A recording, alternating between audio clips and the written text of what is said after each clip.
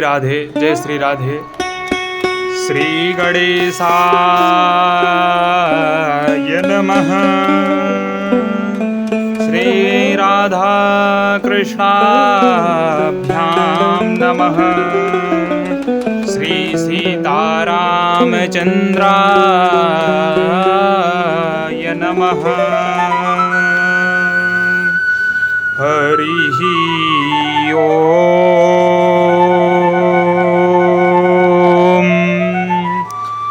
नमः परमहंस स्वादित चरण कमल चिन्मदरंगाय भक्तजन मानस निवासाय श्री रामचन्द्राय च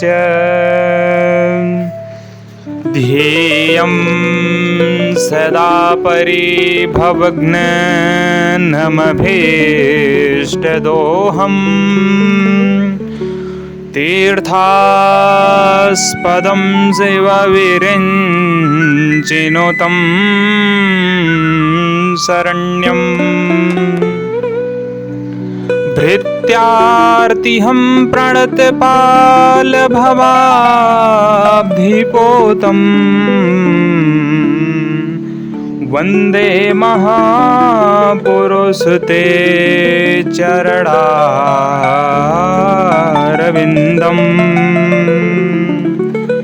वंशे विभूषितकरानवनीरदाभान् पीताम्बराधरोडबिम्बफलाधरोष्ठात् पूर्णेन्दुसुन्दरमुखाधरबिम्बनेत्रात् कृष्णात् परं किमपि तत्त्वमहं न जाने।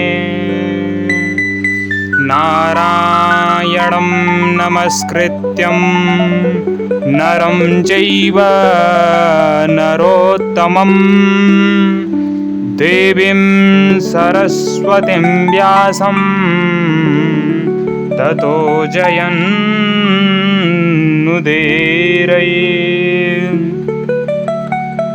श्रीसीतानाथसमारम्भां श्रीरामानन्दार्युमध्यमाम् अस्मदाचार्यपर्यन्तां वन्दे श्रीगुरुपरम्पराम्।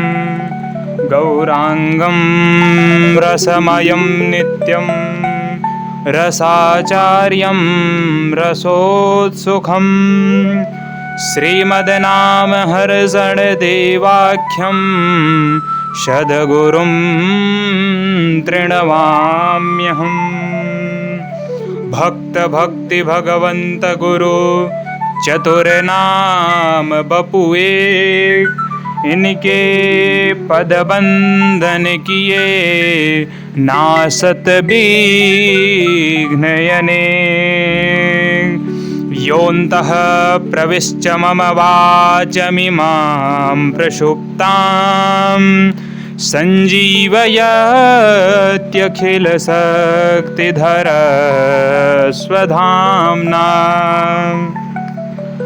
अन्याश्च हस्तचरण श्रवण त्वगादीन् प्राणान्नमो भगवते पुरुषाय तुभ्यं। नमः पंकजनाभाय नमः पंकजमालिने नमः पंकजनेत्राय नमस्ते पंकजाग्रये। आइए हनुमंत विराजिए कथा कहो मति अनुसार बेगी सहित गाधी धर्यो विराजिए पवन कुमार। बोलिए श्री भक्तवत्सल भगवान की जय हो। श्री बालकृष्ण लाल की जय हो। जय जय श्री राधे। आइए मनोवाणी को पावन करने के लिए हरि नाम का आश्रय लेते हैं। आप सब हमारे साथ मिल कर के भगवान के परम पवित्र पावन नाम का स्मरण करें। श्री कृष्ण गोविंद हरे मुरारी, हे नाथ नारायण वासुदेव। श्री कृष्ण गोविंद हरे मुरारी, हे नाथ नारायण वासुदेव। श्री कृष्ण गोविंद हरे मुरारी, हे नाथ नारायण वासुदेव। हे नाथ नारायण वासुदेव, हे नाथ नारायण वासुदेव। श्री कृष्ण गोविंद हरे मुरारी, हे नाथ नारायण वासुदेव। हरे कृष्णा कृष्ण कृष्ण हरे हरे, हरे राम राम राम हरे हरे। बोलिए श्री राम कृष्ण देव की जय हो। जय जय श्री राधे। नमः पार्वती पतये, हर हर महादेव। सच्चिदानंद रूपाय विश्वोत्पत्त्यादिहेतवे, तापत्रय विनाशाय श्रीकृष्णाय वयं नमः। परम मंगलमय परात्पर परम अखिलेश्वर अकारण करण करुणा वरुणालय, तड़ित विनंदित पीताम्बरधारी भक्त वांछा कल्पितरो, भगवान श्री बाल कृष्ण लाल की वांगमयी प्रतिस्वरूपा श्रीमद्भागवत महापुराण सप्ताह के खंड में प्रथम श्लोक का व्याख्यान हम आप सभी के समक्ष कर रहे हैं। तो आइए पहले हम मंगलाचरण के माध्यम से भगवान का ध्यान करें, फिर विषय वस्तु का प्रतिपादन करें। श्री कृष्णाय वयं नमः। हम सब मिल करके श्री कृष्ण गोविंद के पाद पद्मों में बारंबार प्रणाम करते हैं। भगवान का स्वरूप कैसा है? सच्चिदानंद रूपाय है। प्रभु सतघन है। सत का मतलब होता है कि शाश्वत, जिसकी सत्ता तीनों कालों में समान रूप से व्याप्त हो, जो पहले भी था, आज भी है, भविष्य में भी रहेगा। इसको कहते हैं सतघन। और यह संपूर्ण दृश्यमान जगत असतघन है। आज है, कल का कोई भरोसा नहीं। लेकिन प्रभु का स्वरूप कैसा है? सतघन है। जिस प्रकार से प्रभु पहले थे, आज भी हैं और भविष्य में भी रहेंगे।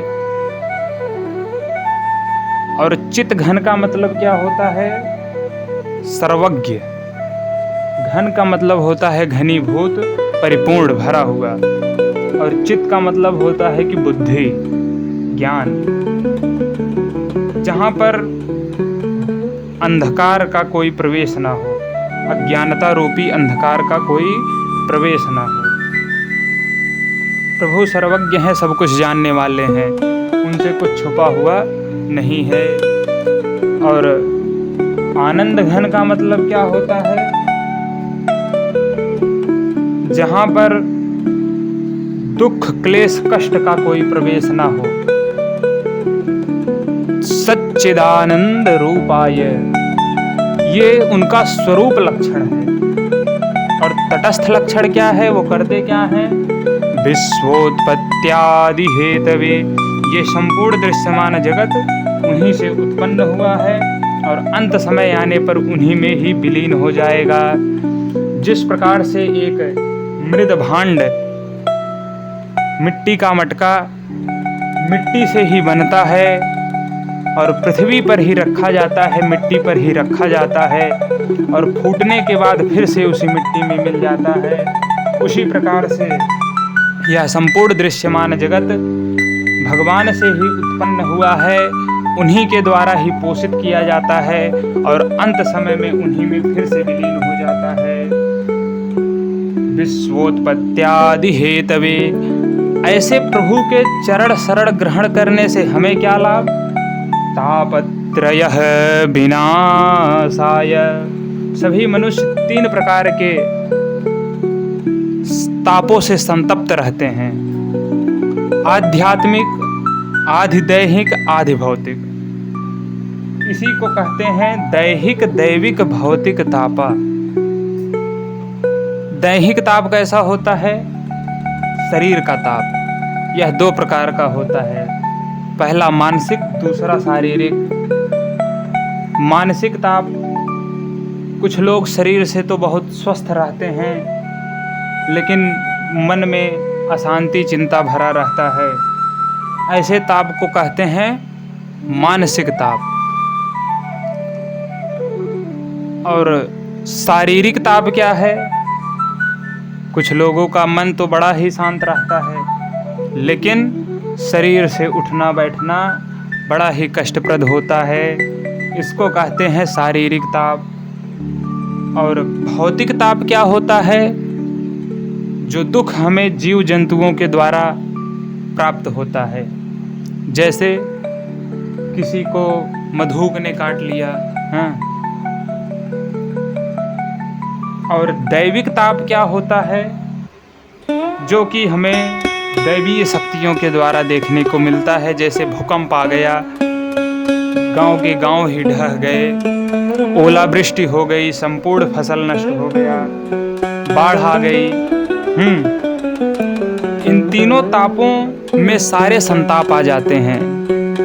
और जब हम भगवान का शरण ग्रहण कर लेते हैं, तापत्रयः विनाशाय, इन सभी तीनों प्रकार के तापों से हमें तत्क्षण निवृत्ति मिल जाती है। ऐसे परम मंगलमयी, परम पावन प्रभु के चरणों में हम बारंबार प्रणाम करते हैं। श्री कृष्णाय वयं नुमः। बोलिए श्री सच्चिदानंद भगवान की जय हो।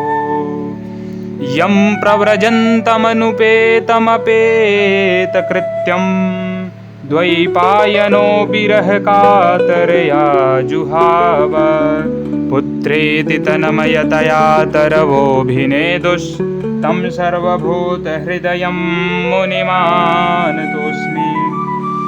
व्यास नंदन भगवान श्री सुखदेव जी महाराज, जो जन्म लेते ही सन्यासी बनकर के जंगल की ओर चले गए, ऐसे सर्वभूत हृदय श्री सुखदेव जी के चरणों में हम बारंबार प्रणाम करते हैं। बोलिए श्री सुखदेव जी महाराज की जय। नैमिषे सोतमासीनं मभिवाद्यं महामतिं, कथामृतरसस्वादः कुशलः शौनको ब्रवीत्। नैमिषे, नैमिषारण्य में जितने भी वेदों एवं पुराणों की कथा हुई है, सब नैमिषारण्य की ही परम पुण्य भूमि से ही प्रकाशित हुई हैं। नैमिषे अनिमिषक क्षेत्रे, नैमिषारण्य को अनिमिषक क्षेत्र कहा जाता है। निमिष का मतलब क्या होता है? पलक। पलकों को निमिष कहा जाता है। निमिष क्यों कहा जाता है? सूर्यवंश के महाप्रतापी राजा हुए महाराज निमि, और सूर्यवंश के कुलगुरु हुए वशिष्ठ जी महाराज। एक बार निमि जी आकर के वशिष्ठ जी से कहे कि गुरुदेव, हमें एक विशाल यज्ञ करवाना है। वशिष्ठ जी ने कहा कि राजन, अभी हमारा बुलावा इंद्रलोक से आया हुआ है, आप कुछ समय रुक जाइए। जब हम इंद्रलोक से वापस आएंगे तब आपके कार्य को हम पूर्ण कराएंगे। अब निमि महाराज करते भी क्या, अपने महल वापस लौट आए और इधर श्री वशिष्ठ जी इंद्रलोक में चले गए। निमि महाराज अपने महल में आकर के सोचा कि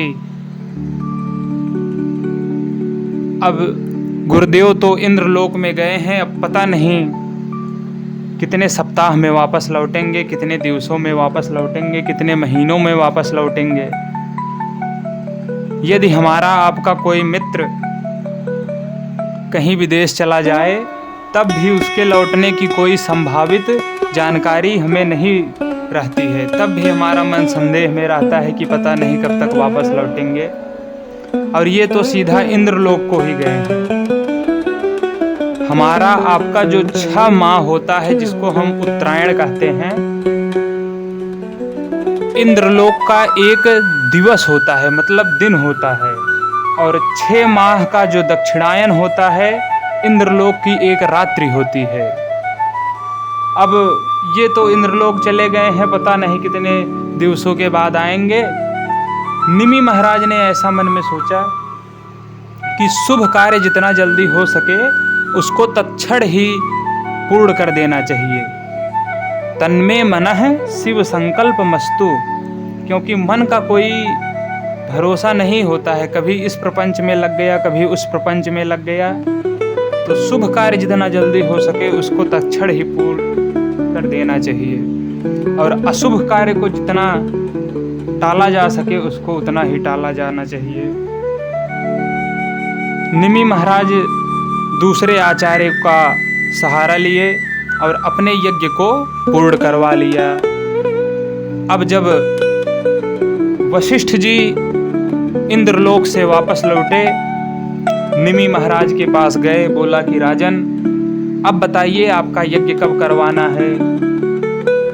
निमि महाराज ने कहा कि हमें क्षमा करिए गुरुदेव, हमने अपना यज्ञ करवा लिया। अब वशिष्ठ जी बड़े क्रोधित हुए, करवा लिया मतलब?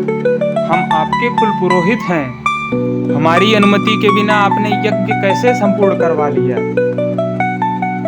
इतना क्रोधित हो गए कि वशिष्ठ जी निमि को श्राप दे दिए कि जाओ तुम्हारा शरीर ही छूट जाए। निमि महाराज ने कहा, जय हो गुरुदेव जी, हमने तो कोई गलत कार्य नहीं किया, हमने तो पहले आपको ही सूचित किया था, आपको ही निमंत्रित किया था, आप आकर के हमारे यज्ञ को करवाइए। लेकिन आपको पास ही समय नहीं था, आपको तगड़ा यजमान मिल गए थे इंद्र जैसा, तो आप वहाँ पर चले गए। तो हमने भी दूसरे आचार्यों का सहारा लिया और अपने यज्ञ को पूर्ण करवा लिया, इसमें हमारी भी कोई गलती नहीं है। जाइए, हम भी आपको श्राप देते हैं कि आपका भी शरीर छूट जाए। अब दोनों गुरु एवं शिष्यों में हो गई खटपट और दोनों ने अपना शरीर त्याग दिया। वशिष्ठ जी महाराज दूसरे रूप में शरीर धारण किए और निमि महाराज आकर के सबके पलकों पर विराजमान हो गए। हमारी और आपकी पलकें निमि महाराज की ही उपस्थिति में गिरती हैं और उठती हैं। एक बार पलक झपकने में जितना समय लगता है, उस समय को हम कहते हैं एक निमिष। और निमि महाराज सूर्यवंश के एक प्रकार से नेतृत्वकर्ता के रूप में हुए और उन्होंने स्वयं ही अपना शरीर धारण किया था, इसलिए उनको जनक कहा गया। और उनके परंपरा में जितने भी राजा हुए सबको जनक के ही नाम से जाना जाता है। जैसे सीरध्वज महाराज, धर्मध्वज महाराज, बहुलाध्वज महाराज, कुशध्वज महाराज, ये सब जितने राजा हुए सब जनक जी के ही परंपरा के हुए, सबको जनक ही कहा जाता है। जनक कोई नाम नहीं है, यह एक प्रकार से उपाधि हुई। जब अयोध्या में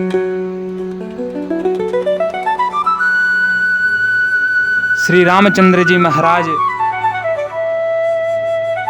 गुरुदेव वशिष्ठ के साथ मिथिला में पहुंचे, मिथिला में जब वन में जाकर के पुष्प तोड़ने के लिए गए थे, जब उनकी भेंट माता श्री जानकी जी के साथ हुई तो दोनों की पलकें गिरना ही बंद हो गई। गोस्वामी तुलसीदास जी अपने मानस में लिखते हैं, पल कन्हौ पर हरि निमेषे। जब दोनों ने एक दूसरे को देखा तो पलकें गिरना ही बंद हो गई। इस पर आचार्य अपना पक्ष देते हैं कि पलकें गिरना क्यों बंद हो गई। माता जानकी जी एक प्रकार से निमि महाराज की ही खानदान की पुत्री हुई, क्योंकि जिस राम जी के यहाँ जाकर के धनुष तोड़ करके माता जानकी जी के साथ विवाह किए थे प्रभु श्री रामचंद्र जी महाराज, उनका नाम था सीरध्वज जनक। और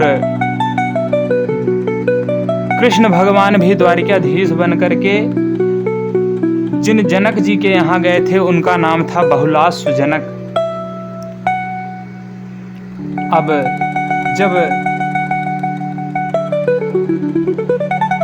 जानकी जी प्रभु श्री रामचंद्र जी को देख रही थी तो एक प्रकार से निमि महाराज उनके पूर्वज हुए। और जब प्रथम बार श्री जानकी जी अपने प्रियतम को देख रही थी तो उस समय वहां से वृद्ध लोगों को हट जाना चाहिए, और निमि महाराज भी वहां से अंतर ध्यान हो गए, इसलिए दोनों के पलकें ही गिरना बंद हो गई। बोलिए जय जय श्री सीताराम।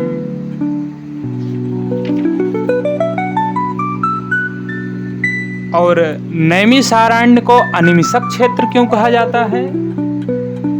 क्योंकि हमारी और आपकी पलकें गिरती हैं, लेकिन प्रभु श्री नारायण की पलकें नहीं गिरती, इसलिए नैमिषारण्य को अनिमिषक क्षेत्र कहा जाता है। नैमिषे अनिमिषक क्षेत्रे ऋषयः शौनकादया। ये नैमिषारण्य भगवान श्री हरि का क्षेत्र है। नैमिष का अर्थ तो हो गया, और अरण्य मतलब जंगल। ऋषयः शौनकादयः, एक बार नैमिषारण्य में शौनक हैं आदि जिनके ऐसे 88,000 महात्मा यहाँ पर इकट्ठे हुए। किस लिए इकट्ठे हुए? कि कोई लंबा चौड़ा सत्संग सत्र रखा जाए जिसमें वेद पुराणों की बातें कही जाएं, सुनी जाएं, उस पर चर्चाएं की जाएं। तो ऋषियों ने कहा कि कितने दिन का यह सत्संग सत्र होना चाहिए? तो कहा कि महाराज 10,000 वर्ष का सत्संग सत्र रखा जाना चाहिए। 10,000 वर्ष? यहाँ तो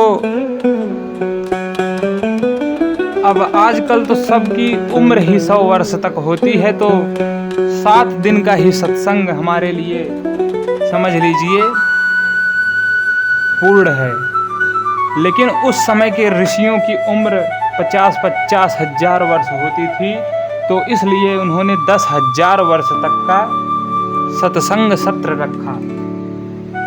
अब जब हम 7 दिवसों तक कथा कराते हैं तो इतना व्यवस्था देखते हैं कि लाइट की बढ़िया व्यवस्था रहे, ध्वनि विस्तारक यंत्र की बढ़िया व्यवस्था रहे, हाँ, टेंट की बढ़िया व्यवस्था रहे, तो ऋषियों ने कहा कि यह सत्संग कहाँ किया जाए ताकि इसमें कोई विघ्न बाधा ना आने पाए।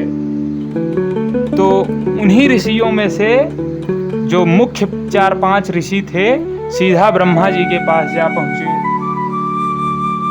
और उन्होंने ब्रह्मा जी से कहा कि हम सत्संग करना चाहते हैं, आप कोई इसके योग्य हमें स्थान ढूंढ करके बताइए। तो ब्रह्मा जी ने अपने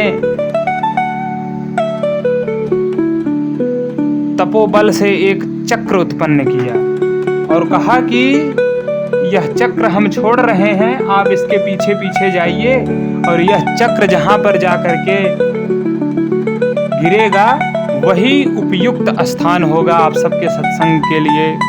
और ब्रह्मा जी ने चक्र को छोड़ा और ये ऋषि उसके पीछे पीछे आए और यह चक्र आकर के इसी नैमिष में गिरा, अरण्य में गिरा, इसलिए इसको कहते हैं नैमिषारण्य।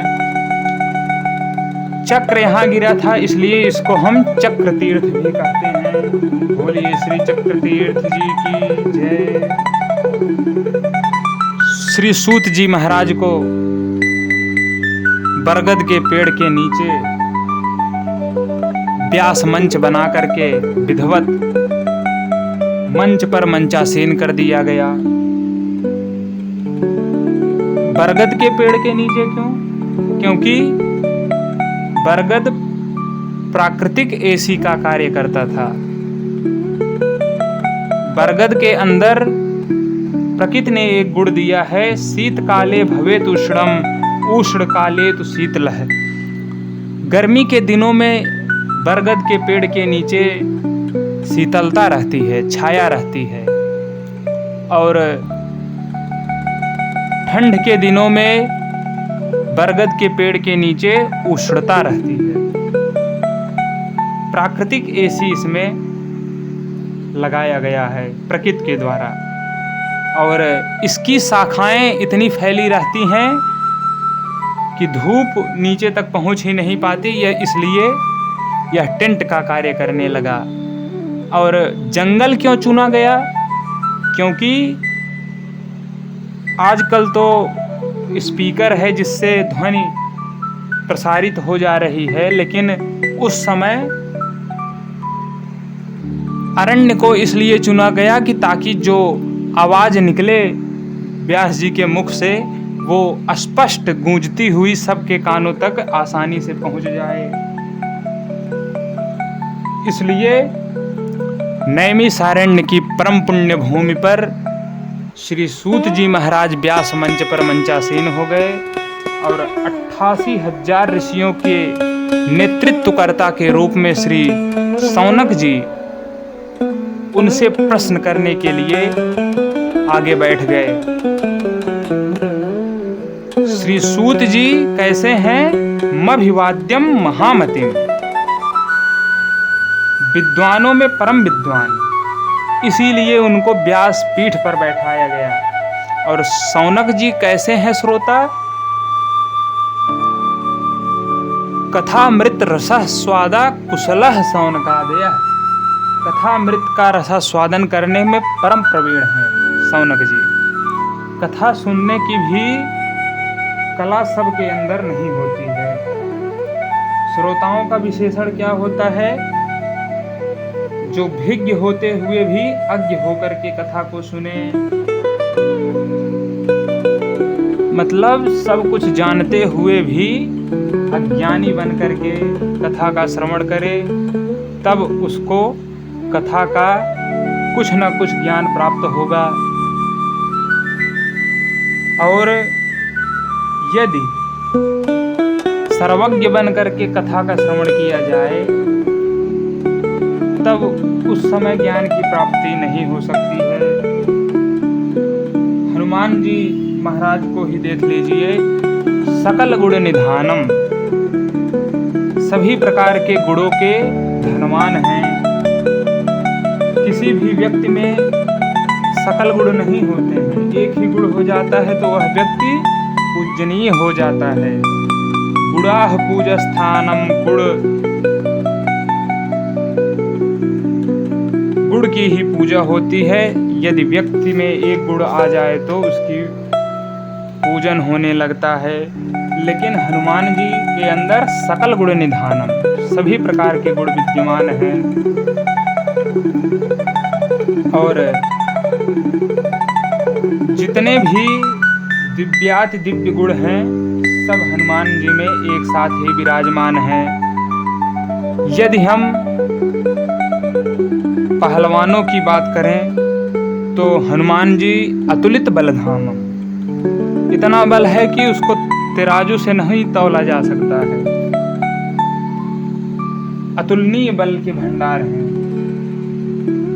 और जो ज्यादा पहलवान होते हैं उनमें ज्यादा बुद्धि नहीं रहती है, लेकिन हनुमान जी बुद्धिमानों में बुद्धिमताम वरिष्ठम। और जहां पर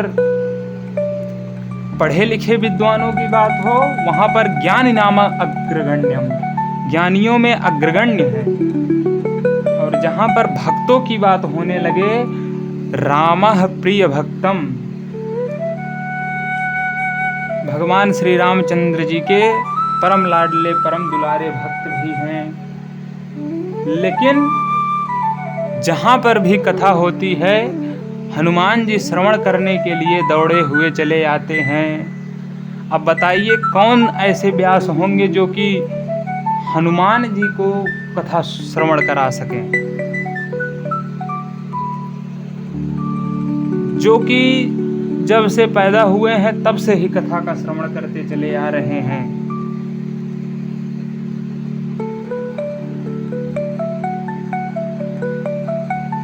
और जिन्होंने भगवान के नाम का ही अपना आहार बनाया हो,